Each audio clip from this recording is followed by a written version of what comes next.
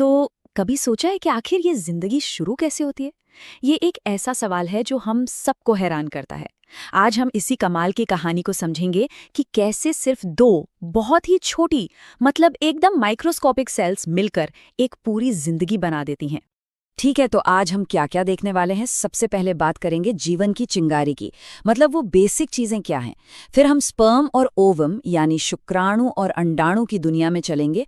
उसके बाद देखेंगे कि गर्भ के अंदर जिंदगी कैसे पनपती है।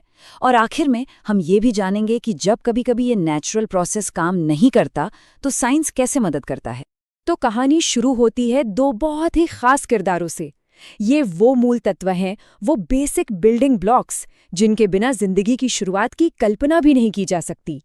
तो इन दोनों हिस्सों को साइंस की भाषा में कहते हैं गैमेट्स या युग्मक। नर युग्मक यानी मेल गैमेट को हम स्पर्म या शुक्राणु के नाम से जानते हैं, और मादा युग्मक यानी फीमेल गैमेट को ओवम या अंडाणु कहते हैं। और जब ये दोनों मतलब स्पर्म और ओवम मिलते हैं ना, तो एक बिल्कुल नई सेल बनती है। इससे कहते हैं जाइगोट या युग्मनज। बस यहीं से जिंदगी का सफर असल में शुरू होता है। यही जाइगोट आगे चलकर एम्ब्रियो यानी भ्रूण बनता है, और फिर फीट्स यानी गर्भस्थ शिशु। लेकिन यहाँ एक बात समझना बहुत जरूरी है। ये जो पहला कदम है ना, ये जाइगोट, ये बहुत ही नाजुक होता है। ये बेहद सेंसिटिव होता है। इसीलिए प्रेगनेंसी के जो शुरुआती दिन होते हैं वो इतने ज्यादा जरूरी और ध्यान रखने वाले होते हैं। तो चलो अब कहानी के पहले हीरो से मिलते हैं, स्पर्म से। ये नर युग्मक आखिर आता कहाँ से है और इसका मिशन क्या है, आइए जानते हैं। अच्छा, एक सवाल है, कभी सोचा है कि स्पर्म बनाने वाले जो अंग हैं यानी टेस्टीज, वो शरीर के बाहर क्यों होते हैं, अंदर क्यों नहीं? इसके पीछे एक बहुत ही गजब का साइंटिफिक कारण है। तो इसका जवाब छिपा है टेम्परेचर में। देखिए, हमारी बॉडी का जो नॉर्मल टेम्परेचर है 37 डिग्री सेल्सियस, वो स्पर्म्स के लिए बहुत ज़्यादा गर्म है। वो उसमें जिंदा ही नहीं रह सकते। तो नेचर का कमाल देखिए, टेस्टीज शरीर के बाहर होते हैं, जहाँ टेम्परेचर करीब 2 डिग्री कम यानी 35 डिग्री होता है। और ये तापमान स्पर्म बनाने के लिए एकदम परफेक्ट है। और इसी से जुड़ा है एक मेडिकल प्रोसीजर, वसेक्टमी। ये शब्द दो हिस्सों से बना है। वैस यानी वो ट्यूब जिसमें स्पर्म ट्रैवल करता है, और टर्मी जिसका मतलब है काटना।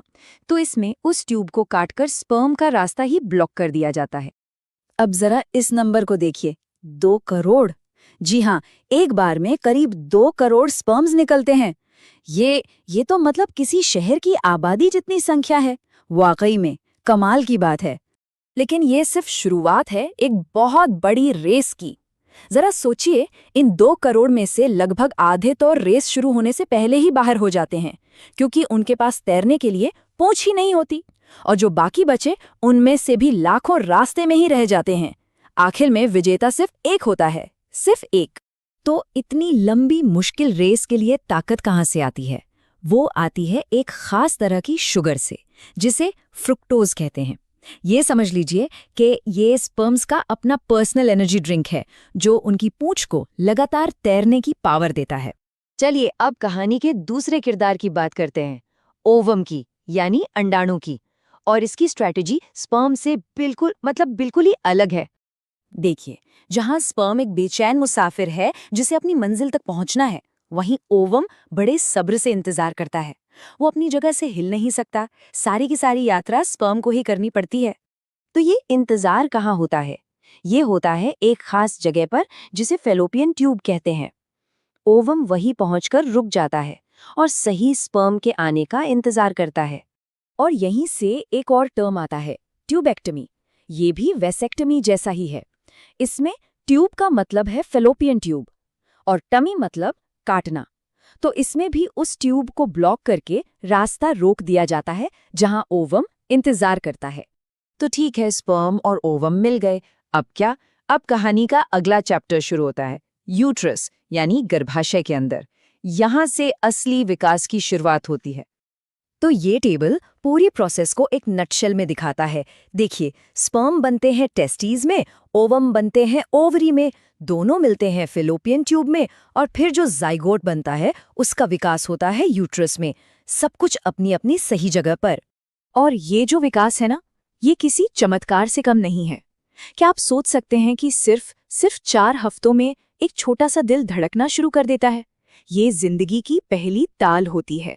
लेकिन कभी-कभी ये नेचुरल प्रोसेस काम नहीं करता, इसमें कुछ दिक्कतें आ जाती हैं, और तब साइंस हमारी मदद के लिए आगे आता है।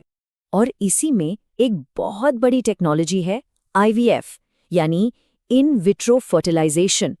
इसमें क्या होता है कि स्पर्म और ओवम को शरीर से बाहर निकाला जाता है और उन्हें एक लैब में एक टेस्ट ट्यूब में मिलाया जाता है, और जब फर्टिलाइजेशन होकर जाइगोट बन जाता है तो उसे वापस यूट्रस में रख दिया जाता है।